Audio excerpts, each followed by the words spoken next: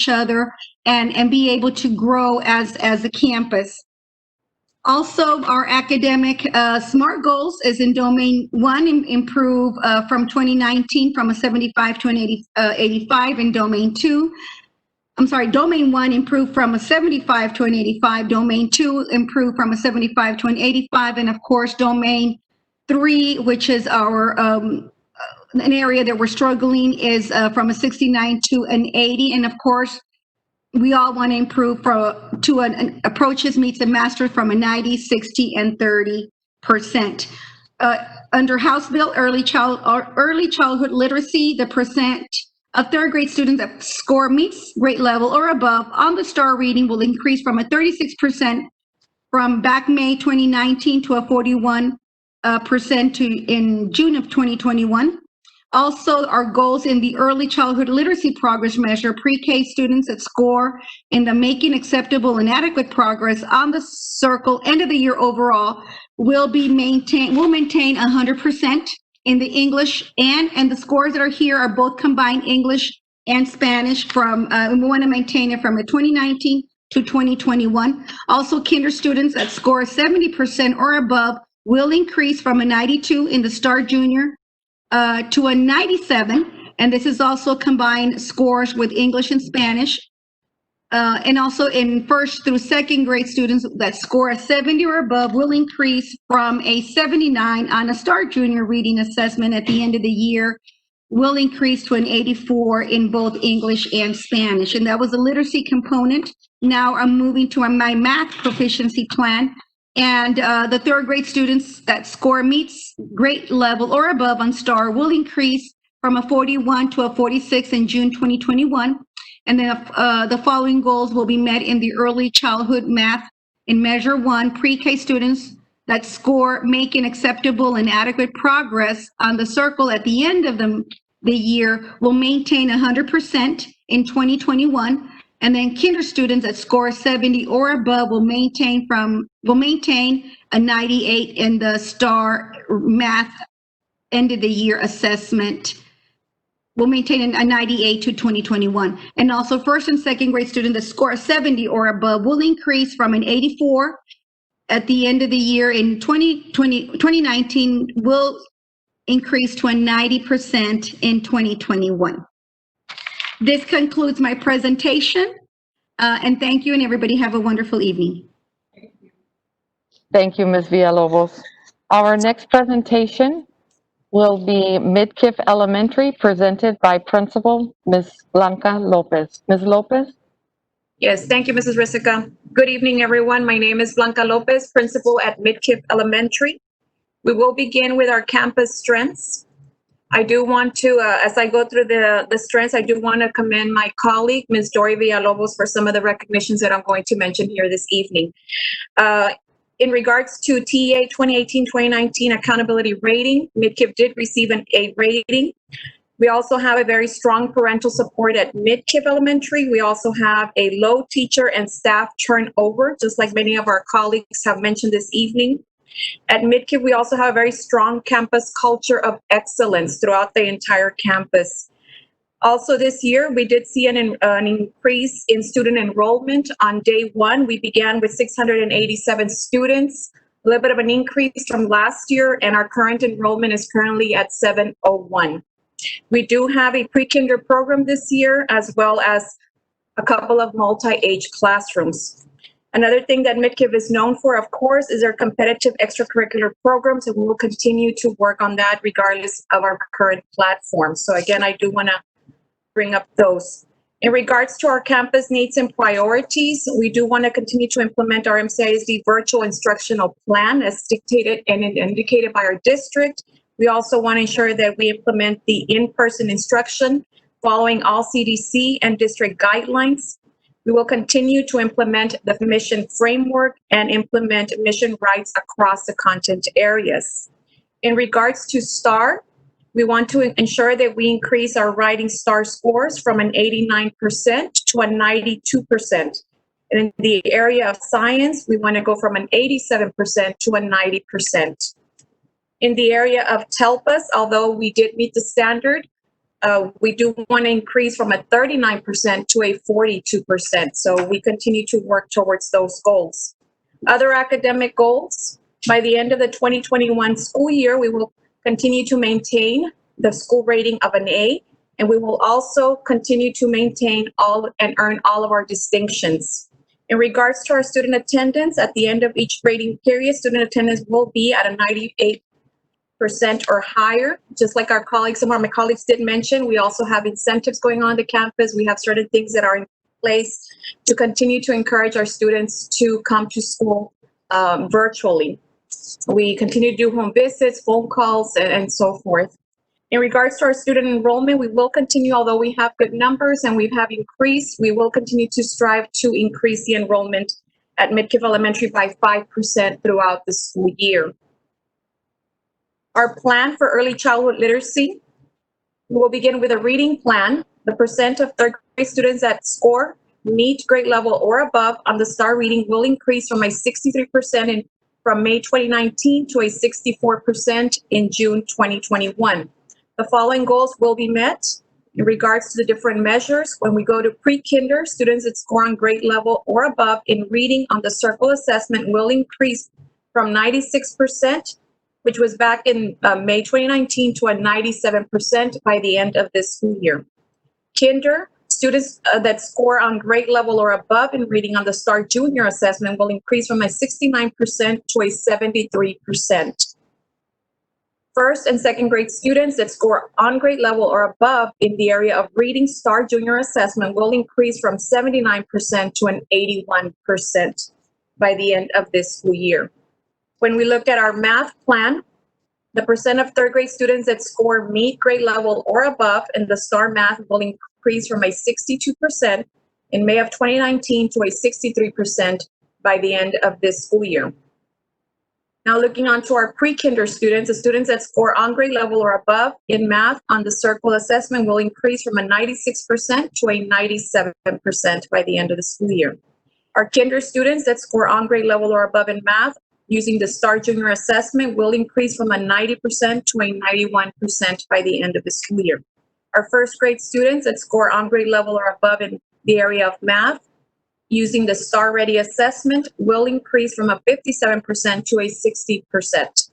And our second graders that score on our grade level or above in the math on sharing wealth using the sharing wealth assessment, will increase from a 69% to a 70%.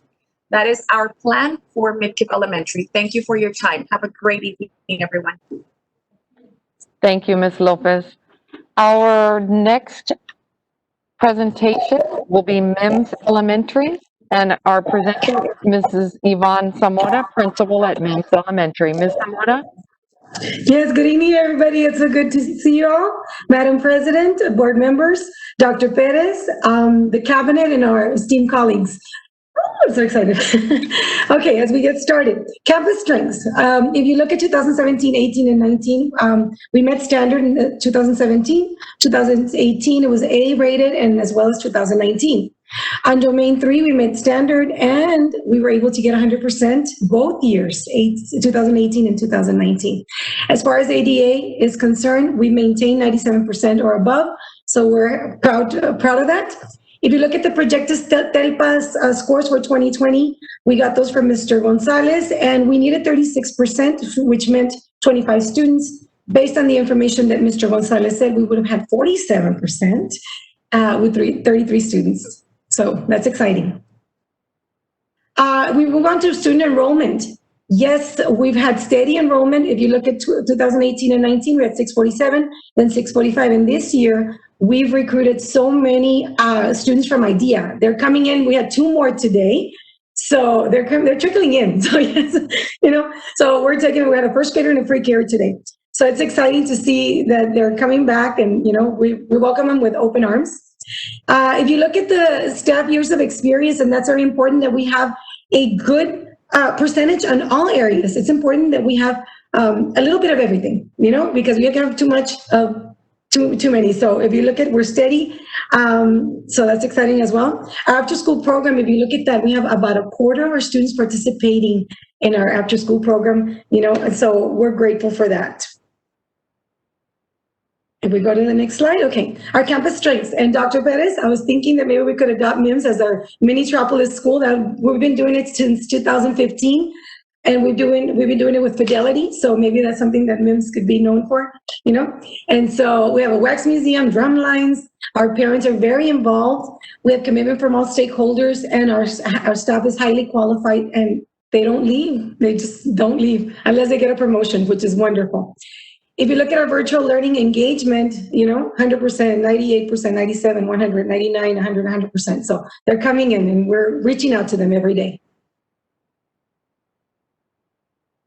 Campus needs and priorities. We continued with the RTI initiatives. We're meeting with our teachers to identify our students and make sure we serve them. We're concentrating on domain 1 and 2. With student individualized goals, we have a writing initiative and continued attendance initiatives, excuse me. We're giving up our kids and they're showing up. All right, let's look at our academic SMART goals. If you look at student achievement with domain 1, in 2018, we had 87%, 2019, 87%, and we're looking at 88% for 2021. Now, if you look at meets, we had 57%. In 2019, we met 60, which is 61, and we maintained it in, we plan to maintain 61% for 2021. And we're very proud of, and this is where we concentrate also because it gives us the 6 extensions. We started with 27% in masters in 2018, 2019, 37, so we plan to maintain to give us, all the 6 extensions. Now, if you look at our academic growth domain 2A, with math accelerated student growth, 2018, 25%, we increased to 39%, which is pretty impressive, and we are aiming for 41%. And in reading, we got 30, so we're aiming for 32. Student individualized goals, no one goes backwards, lead forward. We're looking at monitoring student performance, progress rosters, percent gain expectations, parent-teacher communication, class dojo, social media, set individual goals, meeting with students, and plotting the growth, with every student.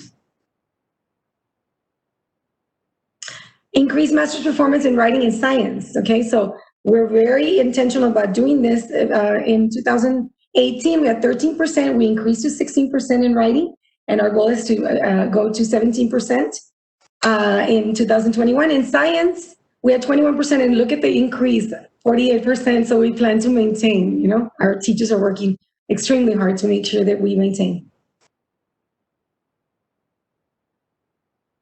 Early childhood literacy plan for House Bill 3. The percent of third grade students that score meets grade level or above on STAR reading will maintain or increase from 48% to 50% by June 2021. The following goals will be met in early childhood literacy progress 1 measure. Pre-K students that score MAP on the circle end of the year overall reading diagnostic will be maintained at 100%. For 3 years in a row, we've had 100% with CPALS. So we're proud of that. Our kinder students that score 70% or above will maintain or increase from 90 on the STAR Junior to 92% by 2021. And also our first and second grade students that score 70% or above will increase from 75 on the STAR Junior to 80% with using M-Class EOY assessment data by June 2021. If we go to math now, the percent of third grade students, the score meets grade level or above in STAR Math will maintain or increase by 64% to 65 of June 2021. And if you look at pre-K, on the circle end of the year overall mathematics, we will maintain 100%.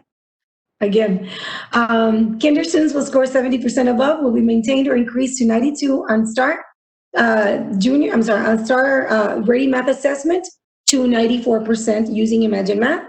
And in first and second grade, the students that score 70% or above will be maintained or increased from 73% on STAR Ready Math Assessment using the quartile framework. Imagine Math, excuse me. So from 70 to 73. And that concludes our presentation, and it's great to see everybody. Thank you for your time. Thank you, Ms. Zamora. Yes. We are going to move along to our next campus presentation. We are going to be hearing from Principal Ms. Jessica Reina Garza, Principal at Carl C. Waits Elementary. Ms. Reina Garza? Thank you, Ms. Rissica. Good evening, Madam Board President, members of the board, Dr. Perez, and other members present. My name is Jessica Reina Garza, the proud principal at Waits Elementary. I want to take this moment to graciously thank our dedicated personnel from central office, extended departments, and our Waits family in setting our students up for success. And to our district leaders and our board members, on behalf of Waits Elementary, we thank you for your service and your continuous support. Going into our campus strengths, our campus distinction in the area of reading, we continue to utilize our pre-RTI strategies to target students' needs and to provide interventions in tier instruction at an early age to close the reading gaps. We also maintain our high attendance rates through collaborative communication and motivational rewards. We achieve the campus target is in our writing. We want to continue to be targeted in our data and our instruction, and we're taking that into our virtual data binders. Our campus rating is currently a B. Our goal goes to attain our A rating and move into a nationally blue ribbon campus. Our virtual remote teaching is conducted through collaborative applications in our campus with our campus technologist, our school librarian, our computer proctor, our testing strategist, and of course, our central office departments. And as we are wrapping up reporting period 1, we have pre-recorded a virtual Eagle of the Month assembly that will be showcased for our students on Friday.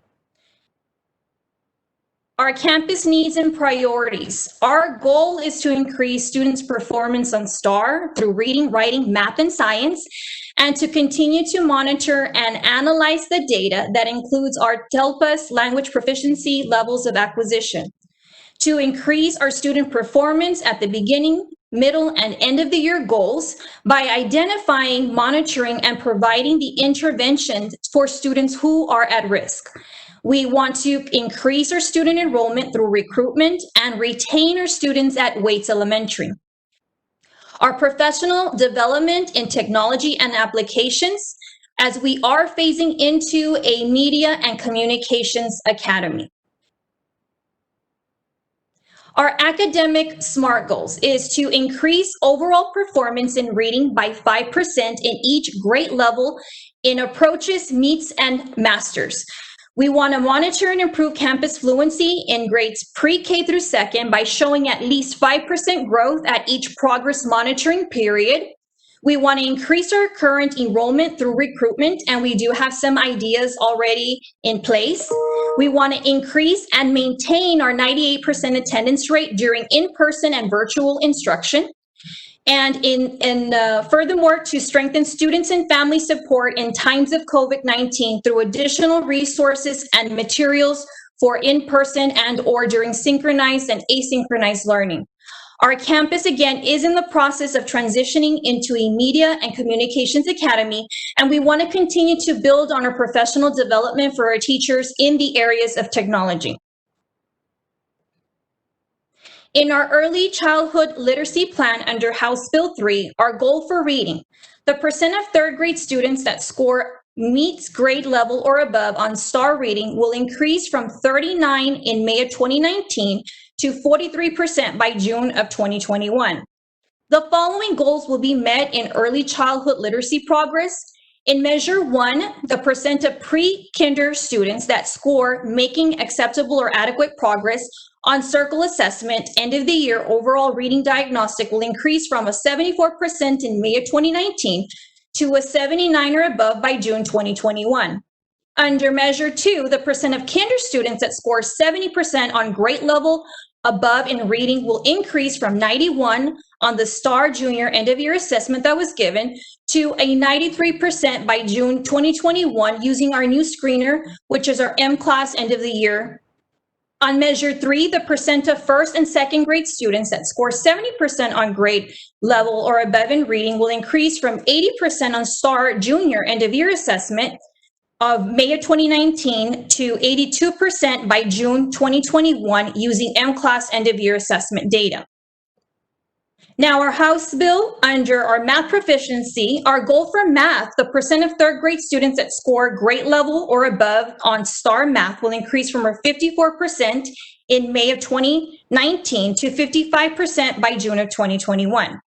So the following goals will be implemented. On measure 1, the percent of pre-K students that score making acceptable or adequate progress on our circle at the end of the year, overall mathematics diagnostic will increase from our 96% in May of 2019 to our 97 by June of 2021. On measure 2, the percent of kinder students that score 70% or above will increase from 99 at the end of the year that district prepared TEKS alignment mathematics diagnostic to 100% on Imagine Math by June 2021. On measure 3, the percent of first and second grade students that score 70% on grade level or will increase from 69 at the end of the year district prepared mathematics diagnostic to our 71 on Imagine Math by June of 2021. So in order to reach our goals, our early childhood literacy and math proficiency plan for professional development is in 2 content areas of reading and in math. So just to name a few, we will continue to provide support in our pre-K district fluency, our differentiation in our multi-age groups, continue our monitoring through our data talks, again, utilizing our Region 1 Service Center, and support also from our content coordinators and our academic coaches. That concludes my presentation. Thank you for your time. Thank you so much, Ms. Reina Garza. Our final presentation for the evening is the District Improvement Plan, which will be presented by our Deputy Superintendent for Curriculum and Instruction, Dr. Karen Roberts. Thank you so much, Ms. Rissica. We can begin with our district strengths. We always know that that this year our goal is changing the world through service. And one of our strengths is, of course, that 2 years ago, after we had our curriculum audit, we integrated and implemented the mission instructional framework, which all of our campuses and all of our classrooms use, as well as you heard a few principals present this evening on their Mission CISD Rights Initiative.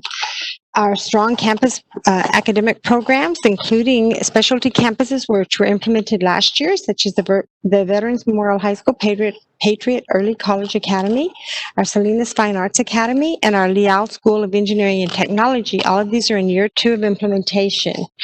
In this coming school year, even though we're in the midst of remote, at-home, asynchronous instruction, our campuses are moving forward with some specialty campuses as well. You heard from Escobar Rios. They are moving into a project-based learning academy to build upon their strengths with destination imagination and other project-based learning the campus has been implementing the past several years.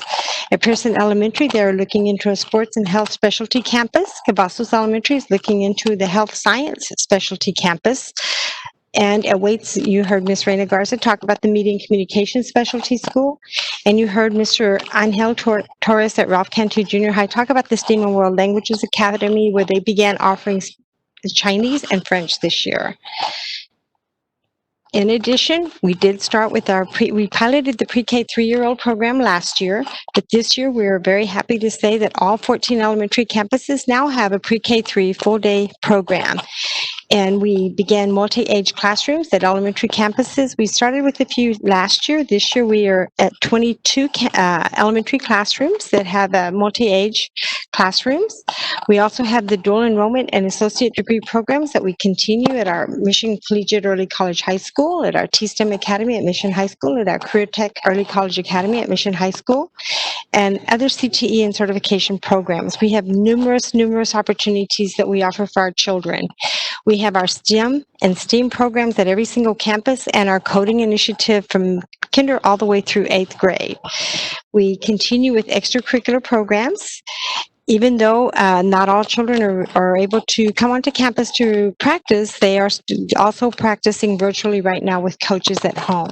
So we have, we have athletics, we have fine arts, UIL, robotics, destination imagination. You heard some campuses talk about TMSCA, our math counts program, and our science bowl. We have strong community partnerships. We have Head Start programs with our Hidalgo County, as well as formerly known as the Migrant Program. It's Community Development Institute program. And we have strong partnerships with our cities and everyone that wants to partner. We pretty much will see if it's in the best interest of our children. We are a technology-rich district, as was alluded to in several presentations. Ms. Rissica's department has been very instrumental in that. We have smart boards in almost all classrooms. We're pretty much moving toward the one-to-one initiative, as you heard earlier, and all of our students have Chromebooks or tablets.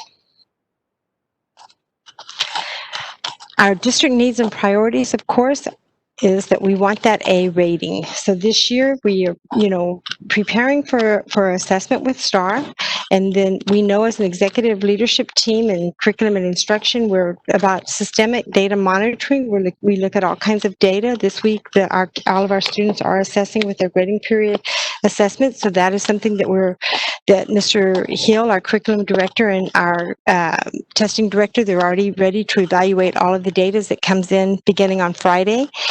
We focus on special populations. You heard that throughout the presentations on our special education students and our students that are English learners. We're focusing on domain 3, which is our closing the gaps domain.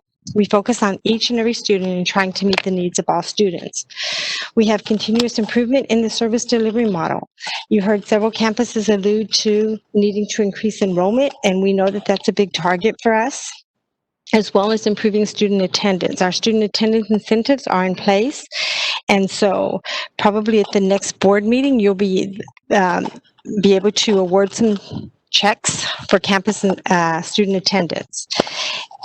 Another goal that we know that we have, a need and a goal that we have, is to increase the academic performance of all Mission CISD students with a focus on our English learners and our special education populations. We continue to monitor the Mission CISD instructional framework and MCISD rights, and all these are our best practices in the classroom. We continue to prioritize and align all professional development to target all student populations, as well as numerous virtual instruction. So teachers have been receiving all kinds of professional development in teaching virtually. We implemented recommendations this summer. Last spring, actually, we began. 2 years ago, we had the curriculum audit, so we began planning and working on our curriculum for this year, and based upon the curriculum audit. So 2 years ago, TASA did say it would take about 5 years for us to get to where we needed to be. And going into our second year, we're already ready. We've already implemented our curriculum and have been working very closely with all of our content coordinators, our literacy coaches, and our directors. We have been able to provide devices and internet connectivity to almost all students. We do have a few students that, not because of lack of things that the district is able to provide, but because of towers, they're still struggling with some signals. So that is a priority and a need that we have in our district. Next slide, please. Our academic SMART goals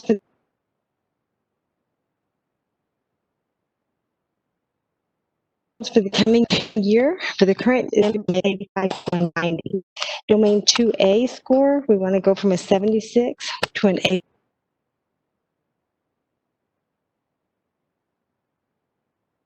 To an 85, they are more higher, and going to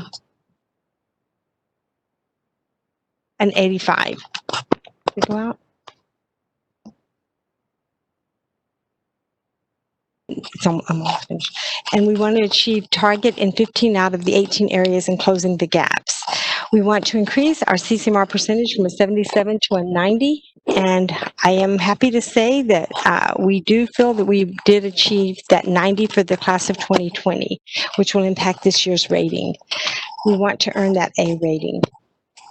And we also want to decrease the staging performance levels and results-driven accountability. It used to be known as performance-based monitoring system, but now it's called results-driven accountability, and that is addressing the special education population, our EL population. And it looks like right now we have only 3 areas that we need to address, and we already have a plan for that. I know that they're in the special ed area. So Ms. Cruz has already been working on that. Our TASA curriculum audit, we continue to use results from the audit to improve the quality of the curriculum, the delivery of achievement. We continue to provide professional development aligned to the mission instruction. Testing next smart correctional framework. In junior high, 97%, and in high school, and 95%. We want to increase our student enrollment annually by 5%. We want to increase our student enrollment annually by 5% to meet or exceed district projections. And you heard, I think that you can tell that a lot of the things that we are trying to attain have been systemic, because you could hear that in several of the presentations from the campuses. If there are no questions, this concludes our presentations on the campus and district improvement plan, which will be going before you under the discussion and possible action agenda items for approval. Thank you. Thank you, Dr. Roberts and campus principals. We're going to continue on with the agenda, comments from the public and comments for specific agenda items, and there are none for tonight. Superintendent's updates and recognition. We were notified right before the public hearing that the electricity, the power went out here at Bryan Elementary. However, we want to thank our technology department because the laptops were charged, Wi-Fi was working, so we were able to just continue with our meeting. We did have a few little technical difficulties, but they were overcome by our experts in technology, so thank you. Yay! And other reports, our technology department, along with support staff, maintenance and operations, warehouse, fixed assets, CNI, total team effort from also purchasing and accounting and so forth. We have been able to deploy 12,101 devices to students and staff and 3,060 hotspots that have aided and supported our students and our teachers with remote instruction. Also, in terms of campus improvement plans, as you can see, they were very focused, and you were able to see the different threads that we are focusing on. Last Friday, we started professional development with multi-age. As you all are aware, last year we started with about 5 or 6 classrooms of pre-K3 and kinder to be able to have a full classroom, and we started with multi-age. If you all recall, multi-age is not a new practice. However, because of high stakes assessments, at least a decade ago, many public school districts started to do away with it. And a lot of the private schools continue with multi-age. There's a lot of benefits to multi-age classrooms because it's not about teaching a grade level or a certain curriculum, but teaching to children's level of understanding and cognitive level. So as you saw that at the beginning of the year, our teachers are able to provide a reading inventory and a mathematics inventory to the children to find out what skills the children know and what they need to learn. So lessons plans and small group instruction are able to be customized to meet the needs of the children and not necessarily having to teach 2 curriculums. So last Friday, we started with ASCD, the Association for School and Curriculum Development, and they provided a 2-hour professional development. 2 hours? 2 hours with our campus administration and curriculum and instruction staff on differentiated instruction, flexible groupings. The professional development will continue on and focusing on our multi-age classrooms. In many of these strategies, our teachers may have. However, we have to give it a different twist now that we're working with virtual instruction. And also, we are going to be hiring also a consultant to help us with coaching in multi-age classrooms. We will also provide differentiated instruction to all our K-2 teachers because we need to make sure that we are setting a very strong foundation with literacy and numeracy in K-2 so that our children will be able to read on grade level by third grade. Also, through House Bill 3, we did receive funding for the Reading Academies. There was going to be 2 models. However, there is only one, which is virtual, which is least expensive. And that's how we're also able to stretch our dollars. The Reading Academies have already begun. And most of the CNI and myself are part of the Reading Academies. It includes 12 modules on the building blocks of reading. And those 12 modules are to be done throughout the year because we are not only are studying about scientific reading practices, because like the commissioner said, teaching reading is rocket science. And for some children, we've got to teach through explicit instruction and provide response to intervention as well. So we have a lot of our teachers and our administrators in elementary working on the Reading Academies. Also, another thing that we are exploring, and we are taking it to the executive leadership team on Monday, is the possibility of providing several hours every Friday to our teaching staff to receive professional development or to also spend it on planning, lesson planning for the following week. And that is something that we will be sending to the campuses, possibly via memo, but we're going to be looking at that possibility. Also, our most sincere thanks to every single employee in our district for the fine work that's being done, and also especially to our classroom teachers. They are putting endless hours to prepare for their lessons that are live. They also record them and fine tune them.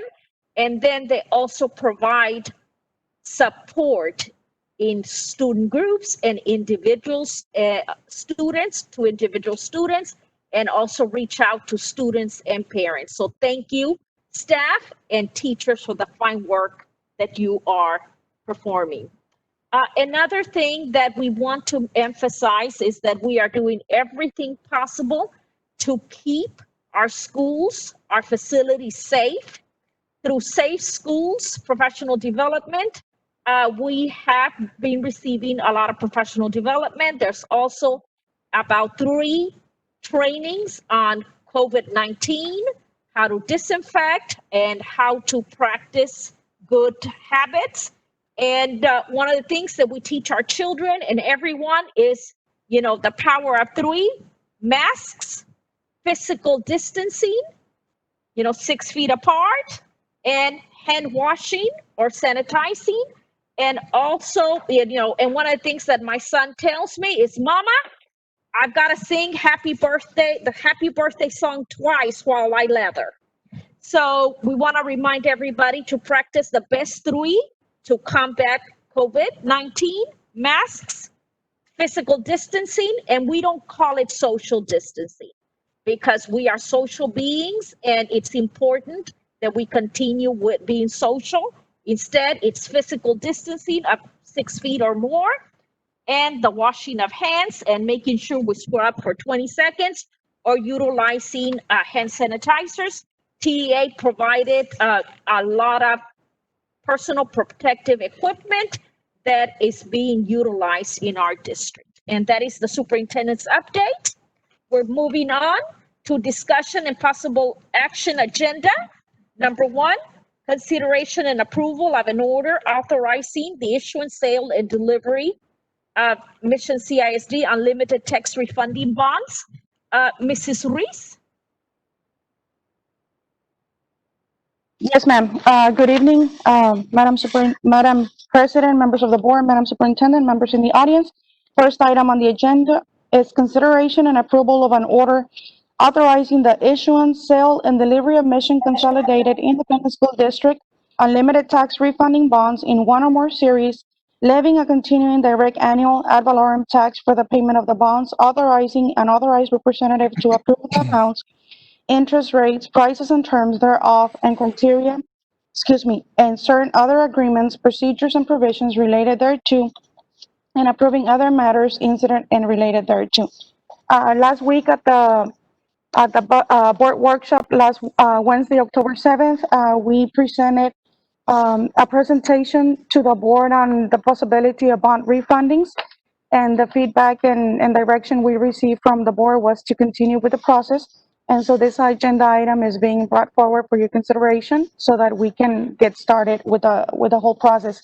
And so this evening we have the financial advisor, Mr. Chris Vela, and the co-financial advisor, Mr. Andre Ayala, and the bond counsel, Mr. Juan Aguilera and Humberto Aguilera, connected with us for a brief presentation to bring the board updates on where we are and the next steps to follow. Mr. Vela? Thank you so much, Ms. Reese. Members of the board, Dr. Perez, administrative staff, ladies and gentlemen, my name is Chris Vela. With me tonight also is Andre Ayala with Hilltop Security, financial advisors to the district. We will briefly go over a presentation that we also prepared and presented last week that will discuss the concept of the refunding bonds. We will talk a little bit about the financing team. We will talk about the underwriting firms. We will talk about the schedule of events, and we will, at the very end, turn it over to questions and discussion. Andre? Thank you, Chris. If you can go to the page number 3, please.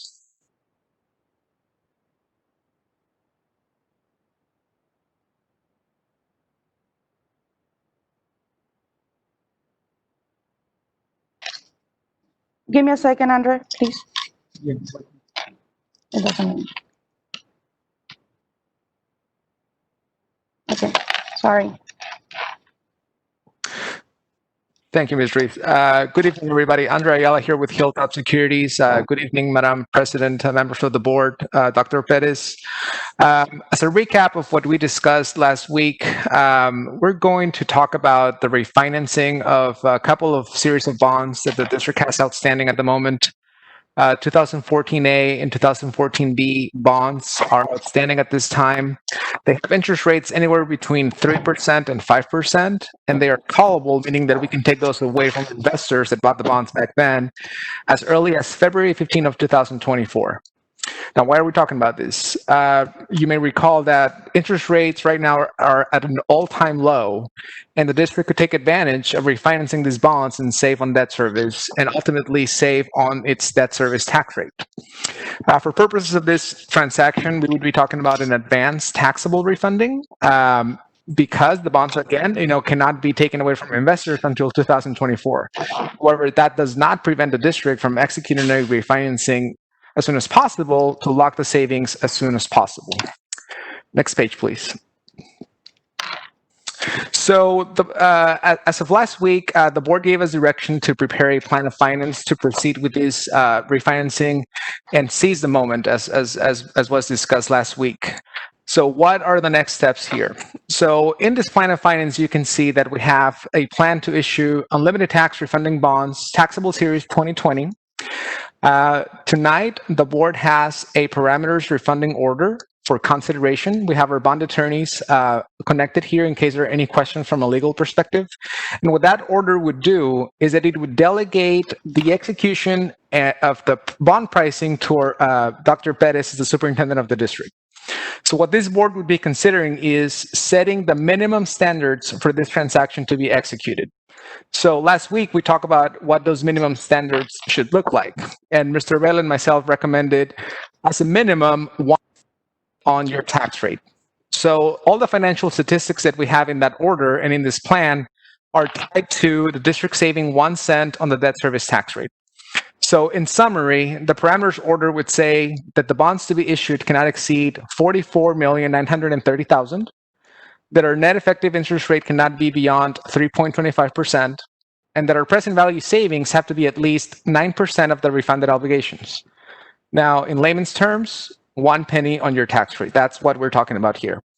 The district will request bond ratings from Moody's and Standard & Poor's. At this point in time, Moody's rates the district A1 investment grade, and Standard & Poor's rates the district A+ investment grade.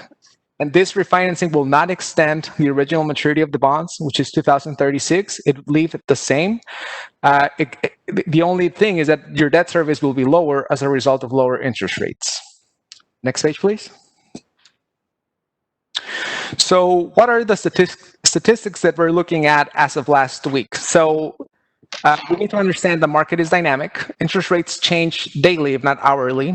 So the snapshot as of October 8th is, again, a refinancing of 44,930,000, gross debt service savings of approximately 5 million, present value savings of about 4,574,000, and 10% as a percentage. Remember that the minimum execution is 9% to get to that penny. Next page, please. So here are the cash flows for those that are mathematically inclined. And what we see here is the savings on an annual basis, year by year, and how they affect the overall debt service structure of the district. With this snapshot in savings that we have, we would be saving right about 1.1 pennies on the tax rate. So we're above the 1 cent minimum that we're targeting here. Remember that this order that you have in front of you, Madam President and Board, delegates the authority to the superintendent to execute only if we're able to achieve the minimum savings, which again are translated to 1 cent on the tax rate. Next page, please. This is just a summary of what we talked about last time. So we have been monitoring this transaction. You can see here the evolution of where we are. Again, the market's dynamic. Right now, we're still above the $5 million savings threshold and that 1 cent that we have in here. We just wanted to illustrate the evolution of the analysis that we have been putting together on behalf of the district. Now, who was involved in this transaction? Mr. Vela and myself will be representing the district as financial advisors. Mr. Aguilera, Juan Aguilera and Mr. Humberto Aguilera are your bond counsel.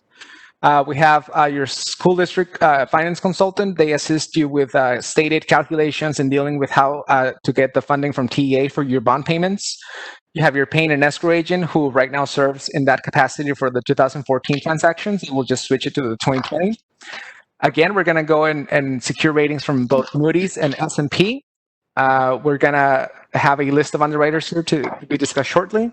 And then you're going to have a verification agent. And what they're going to do is just verify that all the numbers are correct in the escrow accounts that are going to be refunding the 2014A and 2014B bonds. This team is the same team that has been participating with the district in the recent years.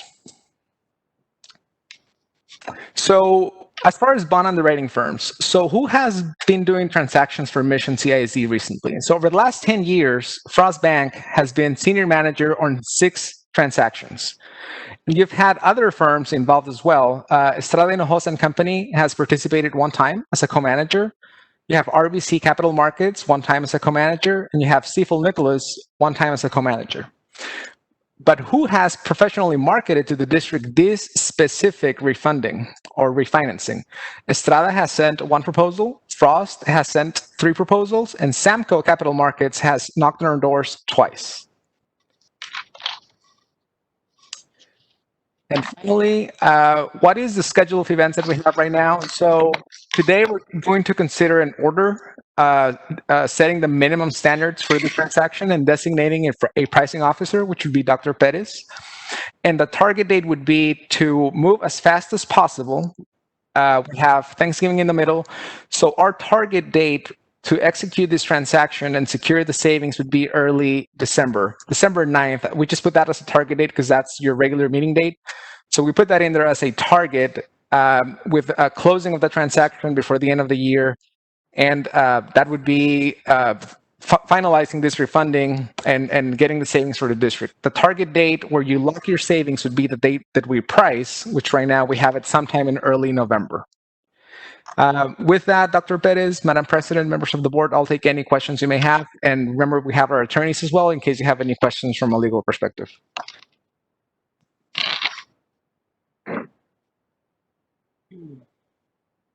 I got one question. Approximately, can you hear me, Mr. Ayala? Yes, sir. And this is just an informational item for me, nothing technical, but I just thought it was very interesting. The approximately one.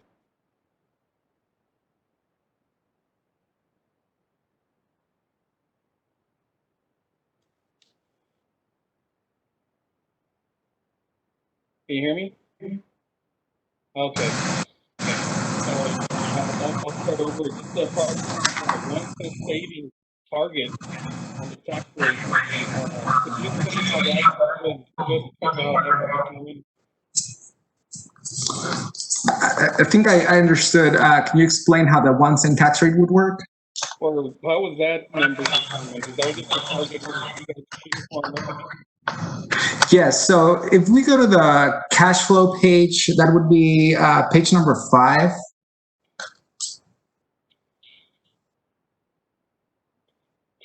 So the way that we're running the numbers and we're showing these numbers is that we say, okay, on an annual basis, we put the savings where you have the biggest debt service outstanding right now, which would be fiscal year 22 all the way through fiscal year 30. And that gives you roughly $560,000 a year. The state picks up about 54% of that in terms of aid. Now, Mission has to pay for the remainder. So that would be about 46% of the remainder, which is 240 something thousand. And then you take the 240 something thousand, and then we divide those by our existing taxable assessed value. And that's how we get to the 1 penny that you would be saving going forward. Okay, so you got a calculated number. Okay. Yes, sir. Thank you. That's all the questions I have. Are there any more questions? Okay. Okay, so administration brings forward a recommendation for the board for an approval of an order authorizing the issuance, sale, and delivery of Mission Consolidated Independent School District Unlimited Tax Refunding Bonds in one or more series, levying a continuing direct annual ad valorem tax for the payment of the bonds, authorizing an authorized representative to approve the amounts, interest rates, prices, and terms thereof, and certain other agreements, procedures and provisions related thereto, and approving other matters incident and related thereto.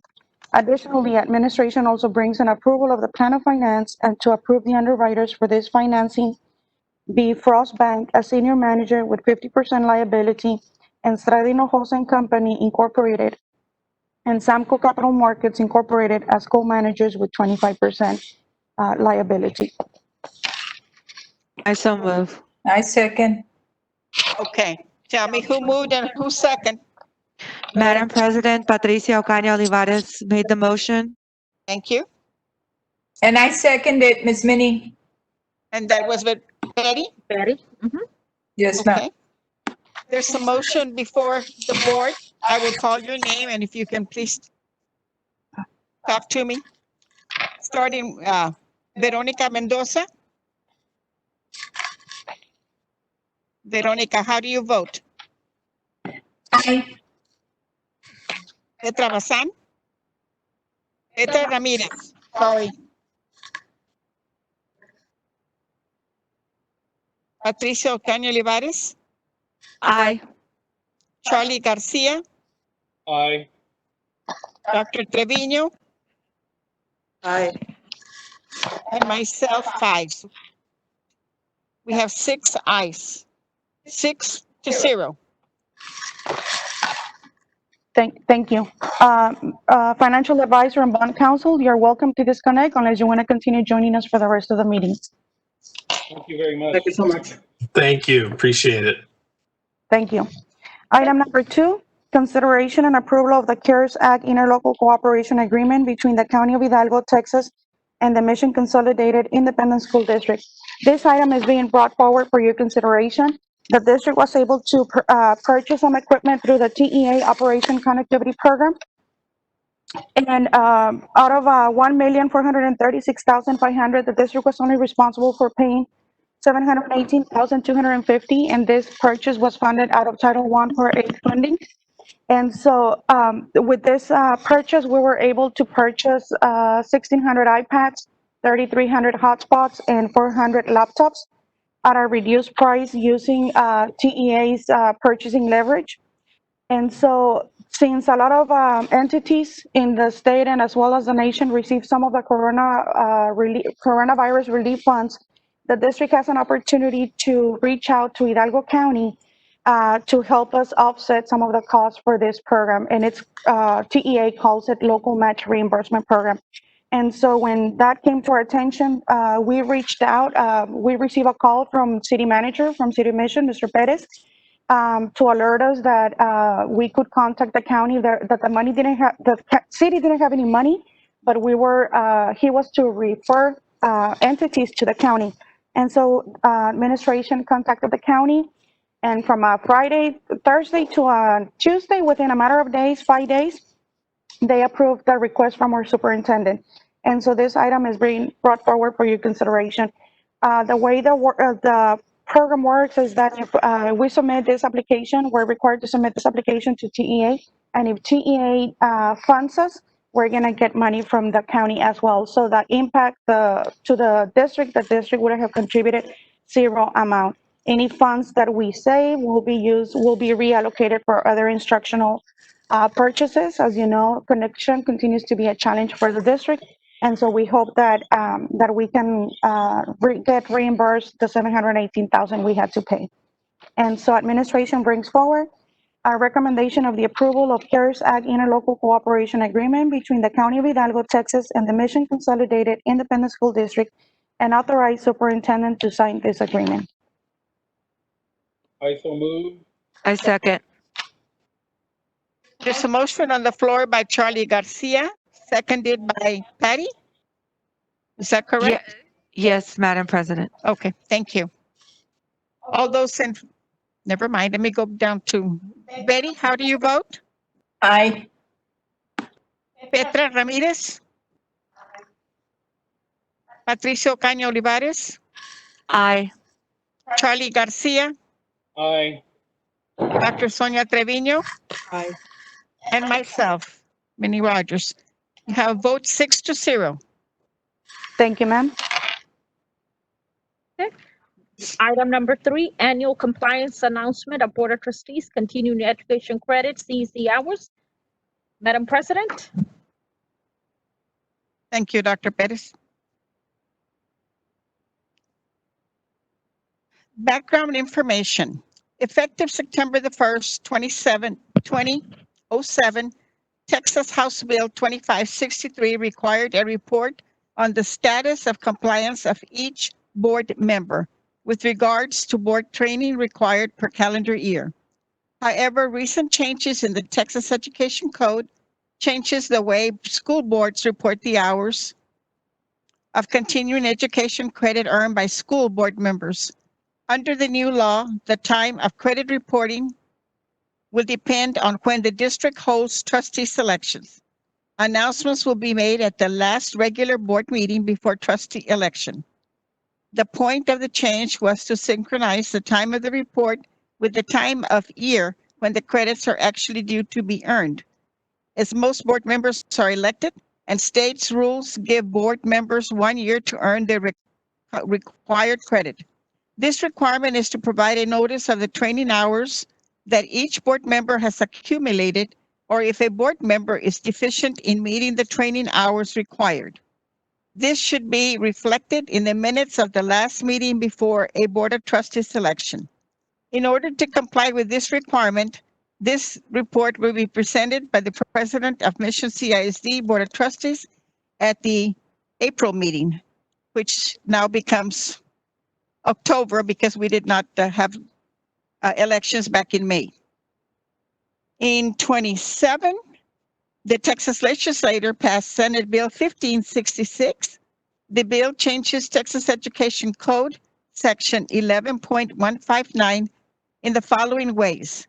Section 5, Section 11.159, Education Code is amended by amending subsections as follows. A trustee must complete any training required by the State Board of Education. The minutes of the last regular meeting of the Board of Trustees held before an election of trustees during a calendar year must reflect whether each trustee has met or is deficient or delinquent in meeting the training required for the trustee to be completed.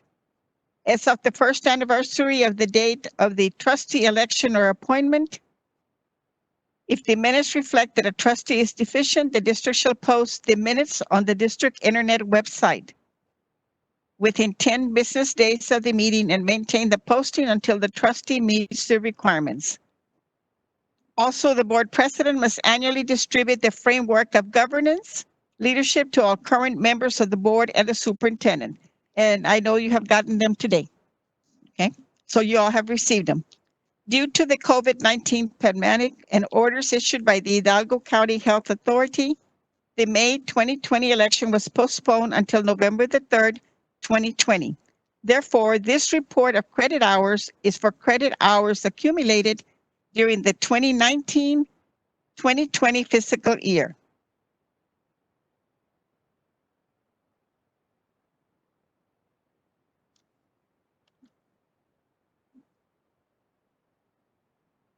As board president, I am required to announce the name of each member who has completed the required continued education, has succeeded the required continuing education, and is deficient in meeting the required continuing education. The requirements for training are measured as of the first anniversary of the date of the trustee election or appointment, or 2-year anniversary of his or her previous training as applicable. There are 7 training areas for board members continuing education. 1, local district orientation. 2, orientation to the Texas Education Code.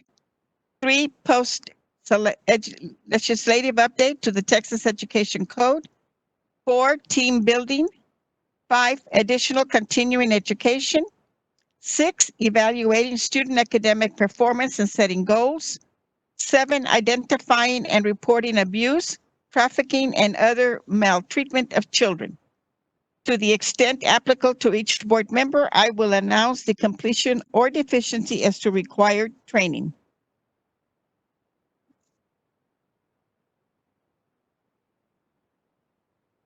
Team building. The following board members have completed the annual team building training. Charlie Garcia III, Veronica R. Mendoza, Patricia Ocaña Olivares, Petra B. Ramirez, Dr. Sonia M. Trevino, Jerry Zamora, and myself, Minnie R. Rogers. Additional continuing education. The following board members have completed the additional continuing education requirements. Charlie Garcia III, Veronica R. Mendoza, Patricia Ocaña Olivares, Petra B. Ramirez, Dr. Sonia M. Trevino, Jerry Zamora, and myself, Minnie R. Rogers. Evaluating student academic performance and setting goals through House Bill 1566. The following board members have completed the additional continuing education requirements. Charlie Garcia III, Veronica R. Mendoza, Patricia O. Ocaña Olivares, Petra B. Ramirez, Dr. Sonia M. Trevino, Jerry Zamora, and myself, Minnie R. Rogers. Exceeding required continuing education. Board member Charlie Garcia III exceeded the required amount of continuing education training by 8.5 additional hours. Board Member Veronica R. Mendoza exceeded the required amount of continuing education by 11 additional hours. Board Member Patricia Ocaña Olivares exceeded the required amount of continuing education training by 12.5 additional hours. Board Member Petra B. Ramirez exceeded the required amount of continuing education training by 5 additional hours. Board Member Dr. Sonia M. Trevino exceeded the required amount of continuing education training by 16 additional hours. Board Member Jerry Zamora exceeded the required amount of continuing education training by 13 additional hours. Board Member Minnie Rogers exceeded the required amount of continuing education training by 17.75 additional hours. And this is the framework that all of you board members were issued today, and also Dr. Pettis. And that concludes my report. Next item. Item number 4. Consideration and approval of resolution authorizing sale of surplus real property generally described as property at the following location: A. Alton Elementary School, parcel 11. Ms. Garcia? Good evening, Madam President, members of the board, Dr. Perez. The district received a notice via certified mail from the state of Texas, acting by and through the Texas Transportation Commission. They provided an offer to the district for the purchase of 24,120 square feet parcel of land that's located in front of Alton Elementary School that we will call parcel 11. And the offer was in the amount of $89,612. The district went ahead and requested a appraisal for the property, and the appraisal value for the land is $106,126. So the district has countered offered that amount, and the Texas Transportation Commission has accepted the counter offer. Legal counsel drafted a resolution for the board to complete the transaction, and at this time we are requesting approval of the resolution authorizing the sale of real property. I so move. Okay, however, we do need to read the resolution. So excuse me for interrupting. And it reads, whereas the Texas Department of Transportation has notified Mission Consolidated ISD that department requires the property as part of its construction on FM 676, and whereas the department has offered to pay the district $106,126.00 for the property. And whereas the Board of Trustees of Mission Consolidated ISD determines that the property is no longer necessary for the operation of the school district and desires to sell the property. And whereas the Board of Trustees of Mission CISD is authorized to sell the surface estate of the property under Section 11.14A of the Texas Education Code, which provides that the Board of Trustees of an independent school district may by resolution authorize the sale of any property held in trust for public school purposes. And whereas the Board of Trustees of Mission Consolidated ISD is making this resolution for the purposes of authorizing the sale of the surface estate of the property.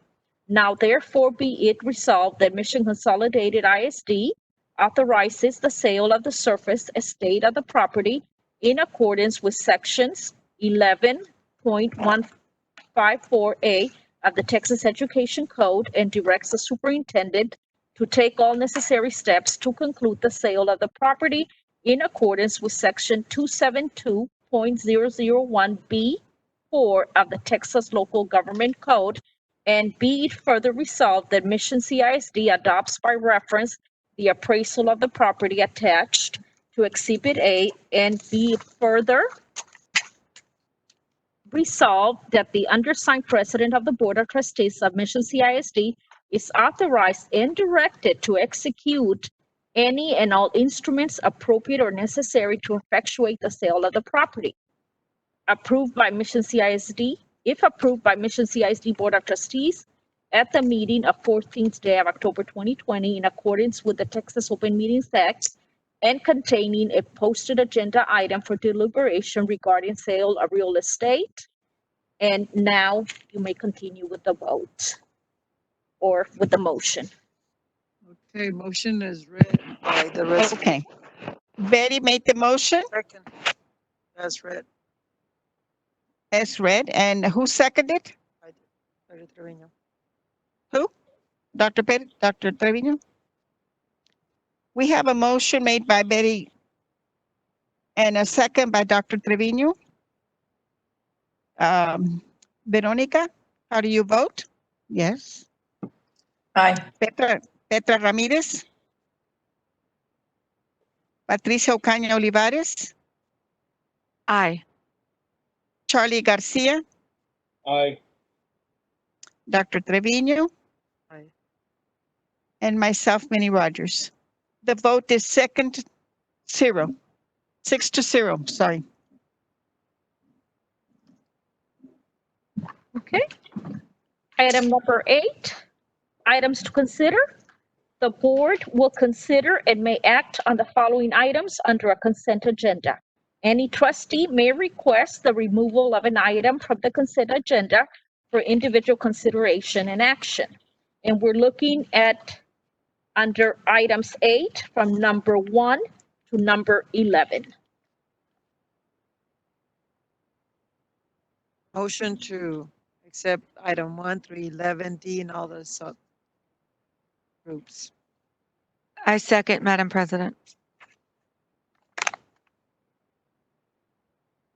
It's a motion by Dr.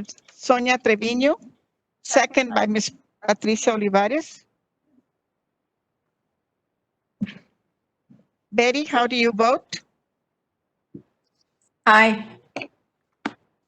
Petra Ramirez. Patricia Ocaña Olivares. Aye. Charlie Garcia. Aye. Dr. Sonia Trevino. Aye. And myself, aye. Motion carries 6-0. The next item is executive session, and we will have private consultation with our board attorney, deliberation of real estate property. We will also be looking at recommendation and possible approval of the selection for speech language pathology, and also deliberation regarding security audit. And before we go into executive session, we have some board information items. Ms. Ruiz? Yes, ma'am. Last week on Wednesday, during the workshop, we presented informational items for your review. Item number 1, tax levy adjustments for the month of August 2020. Item 2, cash disbursements for the month of July 2020. Item 3, the financial report for the month of July 2020.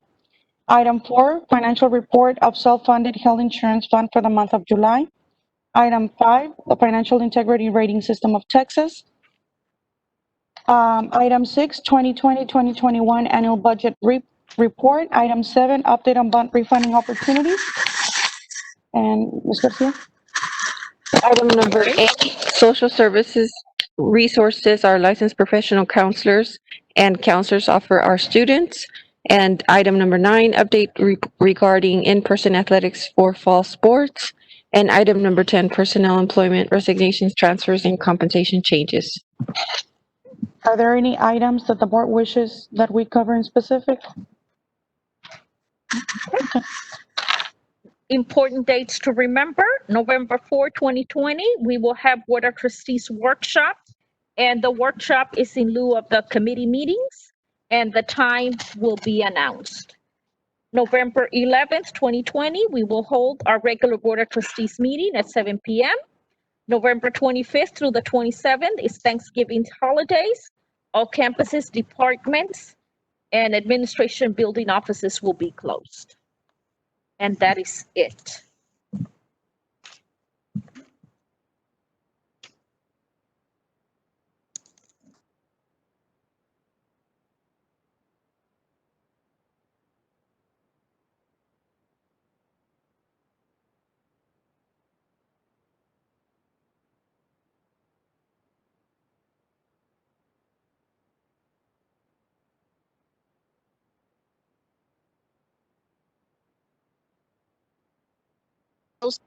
closed meeting?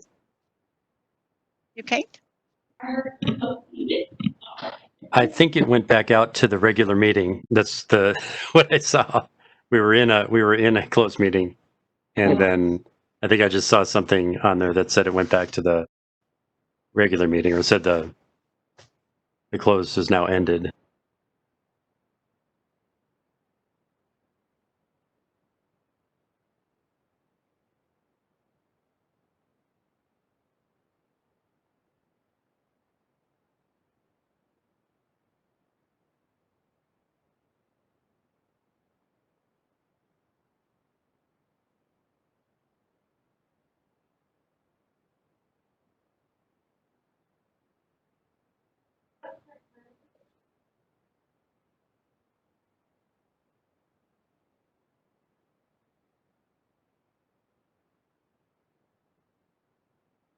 Okay.